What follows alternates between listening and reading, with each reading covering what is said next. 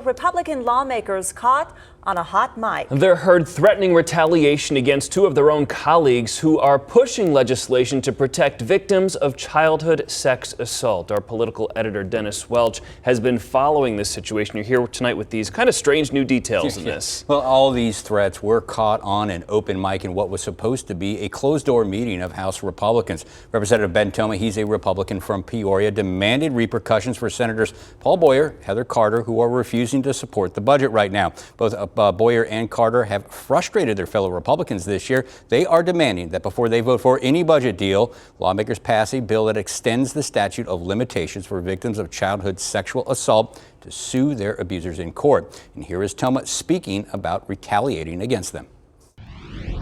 You've got another session coming, and there will be Carter and Boyer bills in that upcoming session. There will also be asks from them in that upcoming session as well.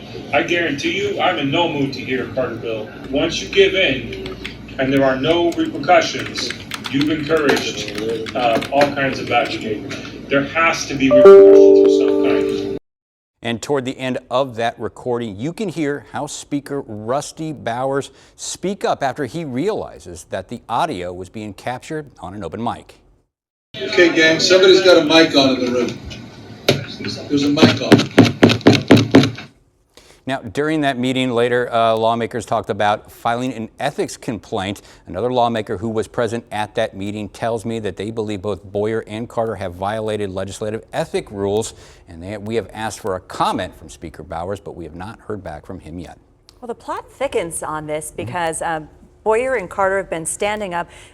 Do they need it passed, or are they just calling for a vote? They want it passed right at this point now, too, because they are dead set in protecting victims of sexual assault. It is the #1 issue right now, at least for Paul Boyer. It has created some really dramatic moments at the Capitol this year, and there has just been stronger than what you would think would be resistance to a bill like this. It used to be, you would want to pass a bill like this and then claim that you are, a champion of the victim, you're a victim advocate. But for some reason this year, there's a lot of opposition to this. I could hear people at home saying, who is resisting this and why? Explain why it just doesn't go through. Well, one of the arguments against this bill right now is that it could open the door to frivolous lawsuits out there and would enrich maybe attorneys out there that are trying to seek a fortune in these types of civil lawsuits. Because as it stands right now in Arizona, if you are a victim of childhood sexual assault, you must sue by the time you're 20 years old in civil court. After that, the courts are closed to you. What Mr. Boyer wants is to extend that window from 20 years old to 35. He also wants to include a 1-year window for victims who are currently barred from courts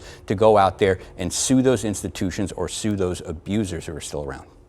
It's so odd because you see protecting victims who exist versus the chance of frivolous lawsuits that may exist. Yeah, and so they will also to tell you, too, that civil courts, I've spoken to some victims out there, and they say this puts predators out of circulation, out of commission out there, because most of these types of predators continue to do that. They do not stop until they're caught somehow. All right, at some point something's going to have to give. Yep. They need to get this budget passed. Dennis, thanks for the late update tonight.